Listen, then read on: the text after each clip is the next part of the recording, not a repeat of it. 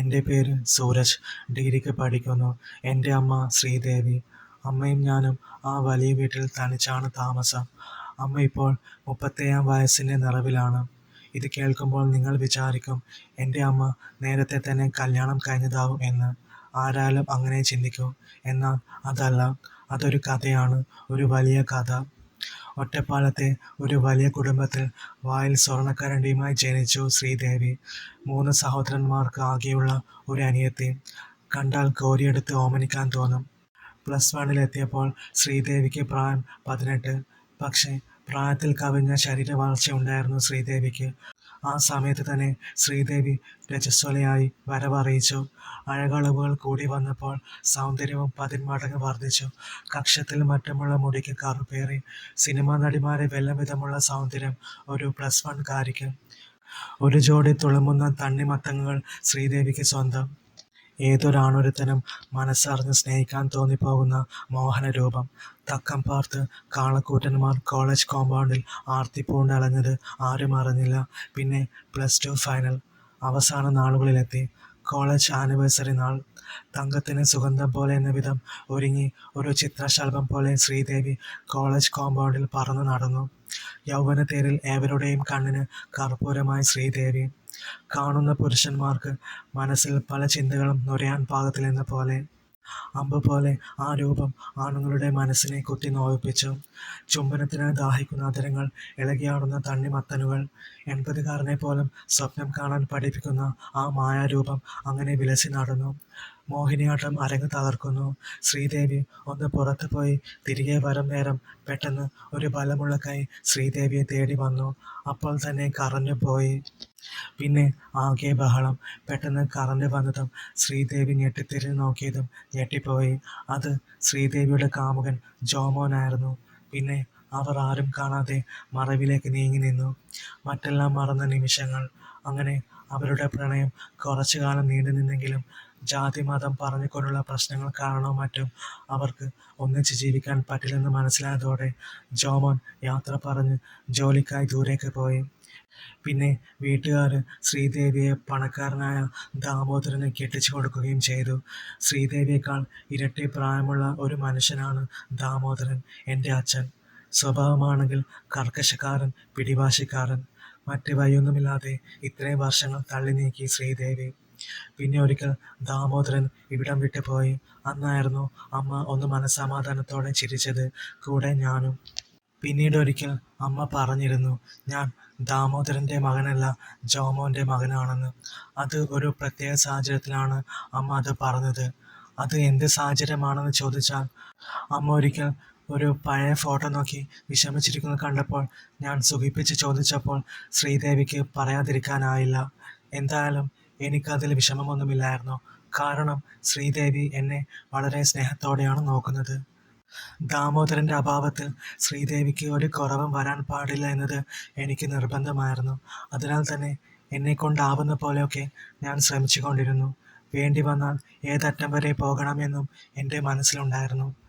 അങ്ങനെയിരിക്കെ ഒരു ദിവസം രാവിലെ, എടാ നിൻ്റെ എക്സാം എന്നാ തീരുന്നേ? എന്തിനാ അമ്മേ? എടാ നമുക്ക് ടൂർ പോയാലോ എന്ന് ആലോചിക്കുക. അത് കേട്ടതും ഞാൻ വളരെ ആവേശഭരിതനായി. പോകാം അമ്മേ, പോകാം. നമുക്ക് വിദേശത്തോട്ട് വിട്ടാലോ?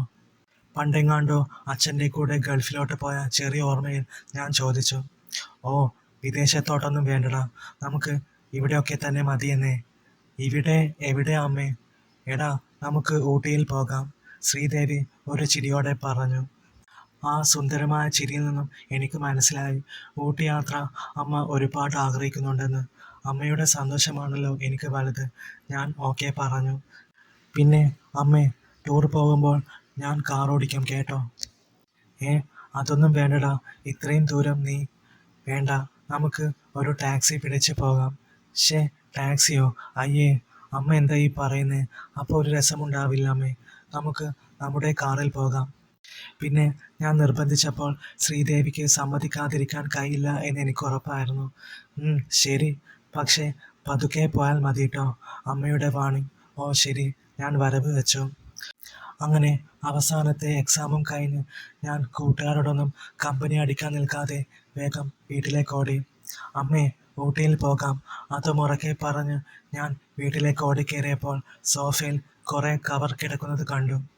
മോനെ, നീ വന്നോടാ. അടുക്കളയിൽ നിന്നും ശ്രീദേവിയുടെ ശബ്ദം. ഞാൻ ചെന്ന് നോക്കി. പുതിയ സാരിയൊക്കെ ഉടുത്ത് കാപ്പി ഉണ്ടാക്കുന്നത് കണ്ടപ്പോൾ എനിക്ക് മനസ്സിലായി ശ്രീദേവി ഷോപ്പിംഗ് കഴിഞ്ഞ് വന്നിരിക്കുവാണെന്ന്. അമ്മ പുറത്ത് പോയല്ലേ? ഹാ അതേടാ, നമ്മൾ ഊട്ടിക്ക് പോകുമല്ലേ, അപ്പോൾ കുറച്ച് സാധനങ്ങൾ വാങ്ങിച്ചേക്കാമെന്ന് കരുതി വാങ്ങി വന്നു. എന്നാലും അമ്മേ, എന്നെയും കൂട്ടാമായിരുന്നു. എടാ, നീ പറഞ്ഞതൊക്കെ ഞാൻ വാങ്ങിച്ചിട്ടുണ്ട്. ഇനി വേണമെങ്കിൽ നമുക്ക് ഇന്ന് രാത്രി കൂടെ പോകാം ഷോപ്പിങ്ങിന്. വേണ്ടമ്മേ, ഏതായാലും അമ്മ എല്ലാം വാങ്ങിച്ചിട്ടുണ്ടല്ലോ. അപ്പോൾ നമുക്ക് നാളെ രാവിലെ തന്നെ ഊട്ടിക്ക് വിട്ടാലോ? ഓക്കേടാ, പോകാം. രാവിലെ പുറപ്പെടാനാണ് തീരുമാനിച്ചതെങ്കിലും രാത്രിയാണ് ഞങ്ങൾ ഇറങ്ങിയത്. അങ്ങനെ കാറിൽ ബാഗും സാധനങ്ങളുമൊക്കെ കയറ്റി വെച്ച് പുറപ്പെട്ടു. ഞാനും അമ്മയും മാറി മാറിയാണ് വണ്ടി ഓടിച്ചത്. അങ്ങനെ സ്ഥലത്തെത്തി. സമയം രാവിലെ 6 മണി 6:30 മണിയായി കാണും. അപ്പോൾ നല്ല തണുപ്പ് കൂടുതലായിരുന്നു. ഞാൻ കാറിൽ വെച്ചിരുന്ന ഒരു പുതപ്പെടുത്ത് ശ്രീദേവിയെ പുതപ്പിച്ചു. എടാ മോനെ, എന്തൊരു തണുപ്പാടാ ഇവിടെ. ഹോ. അതും പറഞ്ഞ് ശ്രീദേവി കാറിൽ തന്നെ ചുരുണ്ടിരിക്കുന്നത് കണ്ടപ്പോൾ എനിക്ക് ചിരി വന്നു. അമ്മേ, ഇങ്ങനെ കാറിൽ തന്നെ ഇരുന്നാൽ മതിയോ? വാ, ഇറങ്ങ്. ആദ്യം ചൂട് ചായയും വടയും കഴിക്കാം. ഇവിടെ നല്ല വടയൊക്കെ കിട്ടുമെന്ന് കേട്ടായിരുന്നു. ഹോ, അവൻ്റെ ഒരു വടക്കൊതി എന്നും പറഞ്ഞ് ശ്രീദേവി പുറത്തിറങ്ങി. ഞാനും ഒരു പുതപ്പെടുത്ത് പുതച്ചുകൊണ്ട് നടന്നു. അവിടമാകെ മഞ്ഞ് പുക പോലെ പടർന്നിരിക്കുവാണ്. അത് കാണാൻ തന്നെ നല്ല രസമുണ്ടായിരുന്നെങ്കിലും വല്ലാത്ത തണുപ്പായിരുന്നു.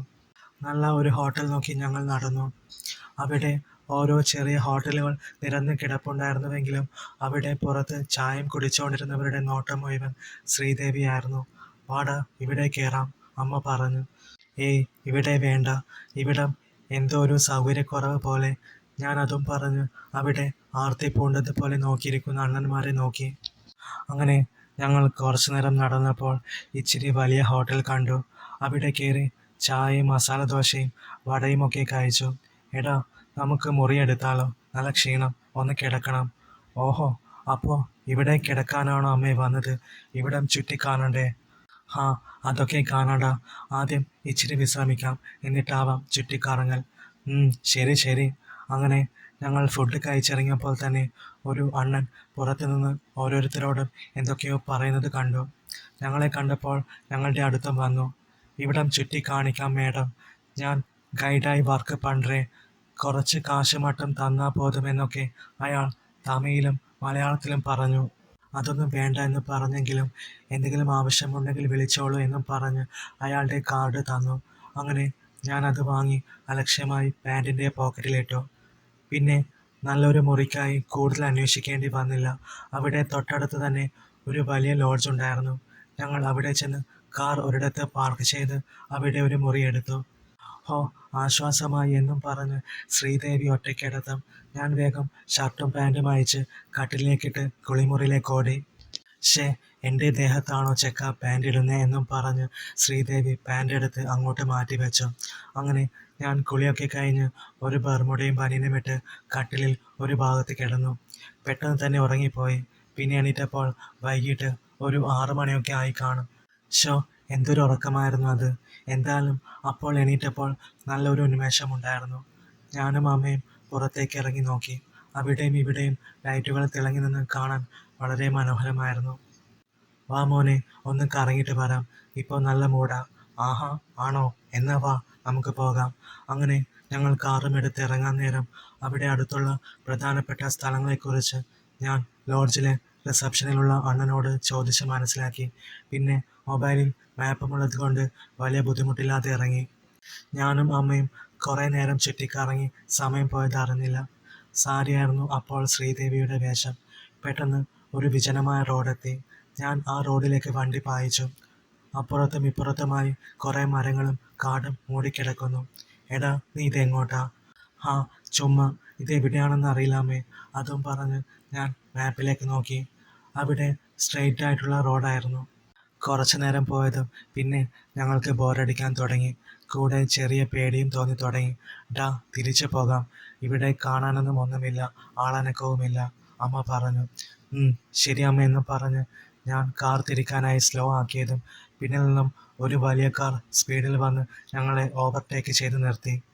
പെട്ടെന്ന് ആ കാറിൻ്റെ ഡോറും തുറന്ന് 3-4 പേര് ഞങ്ങളുടെ കാറിന് നേരെ ഓടി വരുന്നത് കണ്ടതും ഞാനും ശ്രീദേവിയും ഞെട്ടി.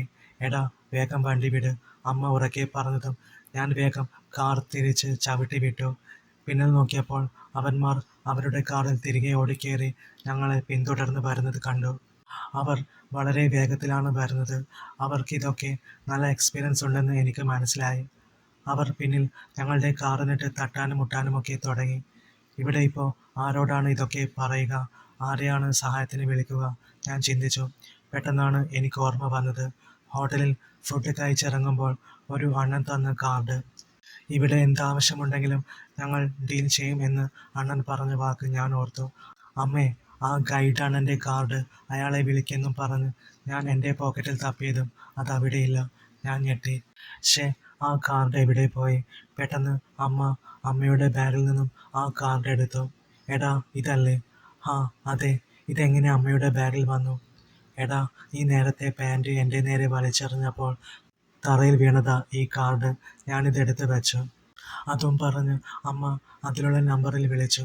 അമ്മ അയാളോട് കാര്യം പറഞ്ഞു, ലൊക്കേഷനും പറഞ്ഞു കൊടുത്തു. അപ്പോഴാണ് അയാൾ പറഞ്ഞത്, "അത് ரொம்ப മോശമാണ് ഇടം, ഉടനെ വന്ന് കാപ്പാത്താമെന്ന്." അങ്ങനെ ഞങ്ങൾ കാർ റേസ് തുടർന്നു. പെട്ടെന്ന് അവന്മാർ ഞങ്ങളെ ഓവർടേക്ക് ചെയ്ത് നിർത്തി. ഡോർ തുറന്ന് ഓടി വന്ന് ഗ്ലാസ്സിൽ എന്തോ എറിഞ്ഞു. പെട്ടെന്ന് ഞങ്ങൾക്ക് പുറത്തുള്ളത് ഒന്നും കാണാനായില്ല. പിന്നെ എന്തൊക്കെയോ ഒച്ചപ്പാടും ബഹളവും കേട്ട് ഞാൻ ഡോറിൻ്റെ ഗ്ലാസ് താഴ്ത്തി ഏന്തി വലിഞ്ഞ് പുറത്തേക്ക് നോക്കിയപ്പോൾ അവിടെ നല്ല ഇടി നടക്കുന്നു. സൂക്ഷിച്ചു നോക്കിയപ്പോൾ ഞങ്ങൾ നേരത്തെ കോൾ ചെയ്ത ആ അണ്ണനുമുണ്ട്. അയാളുടെ കൂടെ ഒരു മല്ലനും, നല്ല പൊക്കവും മസിലൊക്കെയുള്ള ഒരു മല്ലൻ. അയാൾ അവന്മാരെയെല്ലാം എടുത്തിട്ട് കറക്കി എറിയുവാണ്. "അമ്മേ, പേടിക്കേണ്ട, അണ്ണൻ വന്നിട്ടുണ്ട്" ഞാൻ പറഞ്ഞു. കുറച്ച് സമയം കഴിഞ്ഞപ്പോൾ അവന്മാർ ഇടികൊണ്ട് അവശനായി കാറും എടുത്തു പോയി. പിന്നെ അണ്ണനും ആ മല്ലനും ഞങ്ങളുടെ കാറിനടുത്തേക്ക് വന്നു. "ഹലോ, നിങ്ങൾ ഓക്കെ അല്ലേ?" ആ മല്ലൻ്റെ ചോദ്യം. അമ്മ ഗ്ലാസ് താഴ്ത്തിയതും പെട്ടെന്ന് അമ്മയുടെ കണ്ണുകൾ വിടർന്നു. ആ മല്ലൻ അമ്മയെ തന്നെ ഒരേ നോട്ടം. "ദൈവമേ, ഇയാളെന്താ ഇങ്ങനെ നോക്കുന്നേ? ഇനി ഇയാളെ നേരിടാൻ വേറെ ആളെ വിളിക്കേണ്ടി വരുമോ?" ഞാൻ ചിന്തിച്ചു. "എന്താ അമ്മേ, എന്താ കാര്യം?" ഞാൻ പതിയെ അങ്ങനെ ചോദിച്ചതും ആ മല്ലൻ എന്നെയും അമ്മയെയും മാറി മാറി നോക്കി. പെട്ടെന്ന് ശ്രീദേവി കാറിൽ നിന്നും ഇറങ്ങി അയാളെ കെട്ടിപ്പിടിച്ചത് കണ്ടപ്പോൾ ഞാൻ ഞെട്ടിപ്പോയി. "അമ്മേ," ഞാൻ ഉറക്കെ വിളിച്ചു. അമ്മ എന്നെ നോക്കിയിട്ട് പറഞ്ഞു, "മോനെ, ഇതാണ് ഞാൻ പറഞ്ഞ ജോമോൻ." അത് കേട്ട് ഞാൻ ഞെട്ടി.